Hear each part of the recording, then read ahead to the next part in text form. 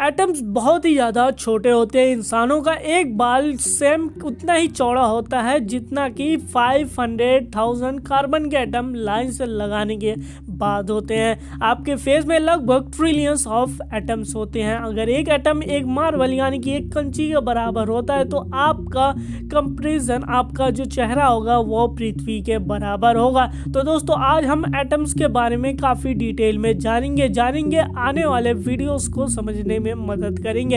अगर आप एक प्राइमरी स्टूडेंट है तो आपके अकॉर्डिंग एटम की दुनिया में सबसे छोटी चीज होती है, लेकिन अगर आप सीनियर सेकेंडरी स्टूडेंट हो तो आपके अकॉर्डिंग न्यूट्रॉन्स, प्रोटॉन्स, इलेक्ट्रॉन्स सबसे छोटी चीजें होती है। लेकिन अगर आप यूनिवर्सिटी स्टूडेंट हो तो आपके अकॉर्डिंग वो भी सबसे छोटी चीज नहीं होती है, बल्कि सबसे छोटी होती है क्वार्क्स। एटम किसी चीज से बनने वाले एक ऐसे एटम्स फिर फिगर से समझते हैं एटम्स कैसे होते हैं ताकि आपको आसानी में समझ में आ जाए।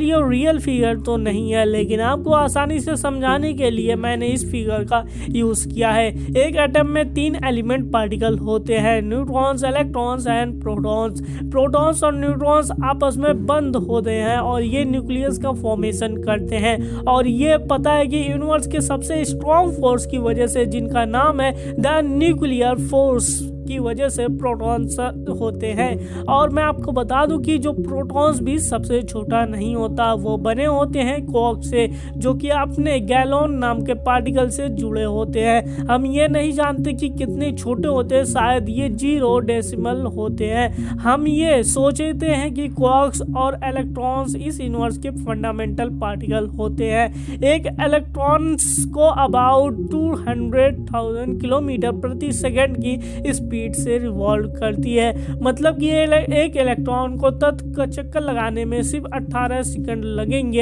एटम्स की का 99.9999999% वॉल्यूम सिर्फ खाली स्पेस होती है। लेकिन ये खाली स्पेस भी खाली नहीं होती है, यहाँ पर क्वांटम फ्लक्चुएशन हमेशा होती रहती है। ये एक ऐसी फील्ड होती है जिसमें कि पार्टिकल्स एनर्जी स्टोर करते हैं और ये नेचुरल ही होता है। डिसाइड होता है कि एक फील्ड इस चीज पर काफी बड़ा रोल प्ले करती है। 2 चार्ज जैसे आपस में कैसे इलेक्ट्रॉन्स करते हैं। आखिर एटम्स का कोर यानी कि इलेक्ट्रॉन्स कितना भी स्पेस कवर करते हैं। हम सारे इंसान से प्रोटीन एटम्स के एम्प्टी स्पेस को निकाल दे तो दुनिया के सारे इंसान एक चम्मच में फिट हो जाएंगे। यूनिवर्स में किसी भी कंडीशन है जहां पर फिनोमिना भी होती है।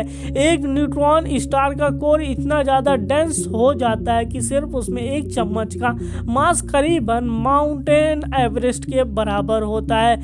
एटम दिखने में किससे भी बादी कुछ ऐसे इलेक्ट्रॉनिक्स एक समय में पार्टिकल्स भी होते हैं। उसी समय में एक वेव और पार्टिकल उस पार्टिकल्स होते हैं, जहां पर इलेक्ट्रॉन्स के परसेंट होने की प्रोबेबिलिटी 95% से भी ज़्यादा होती है। हम एटम के कोर में जितना दूर जाते हैं उतना ही इलेक्ट्रॉन्स से मिलने की प्रोबेबिलिटी कम हो जाती है। इसका मतलब यह है कि अगर एक एटम आपके हाथ में है तो उसका एक इलेक्ट्रॉन्स यूनिवर्स के दूसरे साइड पर भी हो सकता है। यानी कि एक एटम्स हमारे यूनिवर्स को बनाते हैं और यही इन्हीं एटम्स की कॉम्बिनेशन से एलिमेंट बनते हैं जो कि यूनिवर्स के बाकी सारे सब्सटेंस को बनाते हैं। एक एलिमेंट के सारे एटम्स एक ही जैसे होते हैं। फिर एग्जांपल, पृथ्वी पर मौजूद हाइड्रोजन एक एटम है और यूनिवर्स पर मौजूद हाइड्रोजन का एटम सेम होता है। आपके शरीर में प्रोसेसिंग हाइड्रोजन का एटम और सन में प्रोसेसिंग हाइड्रोजन का एटम मिलकर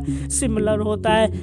अब आपको अपनी कंफ्यूज हो चुके होंगे जितना कि क्लासिक मैकेनिक्स के हिसाब से एटम्स को पढ़ाया जाता है वो पक्का कंफ्यूज होंगे, क्योंकि किताबों के मुताबिक एक इलेक्ट्रॉन्स एक एटम्स के अंदर होता है। लेकिन बुक्स में ऐसा इसलिए लिखा होता है ताकि कि स्टूडेंट को आसानी से ये समझ पाए कि वो रियलिटी से काफ़ी दूर होते हैं। और आपने इस वीडियो में जो आना रियलिटी वही है, चाहे वो समझ में आए हो या फिर ना आए हो। ना तो स्कूल में पहले आपको रोक तो इसलिए पढ़ाया जाता है, यानी कि ताकि स्टूडेंट को माइंड वैसे बढ़ाया जाए जो कि आगे की तो ही रिस्क को समझ सके। क्वांटम मैकेनिक्स बहुत ही ज़्यादा स्टूडेंट सब्जेक्ट है और हमारे चैनल पर यह पहला क्वांटम मैकेनिक्स से रिलेटेड वीडियो था जिसमें हम पूरे क्वांटम मैकेनिक्स को रिलेट तो नहीं कर सकते, लेकिन ये स्टार्टिंग हो गई है। आज के लिए बस इतना ही, मिलते हैं आपको नेक्स्ट वीडियो में, तब तक के लिए थैंक्स फॉर वॉचिंग। जय हिंद।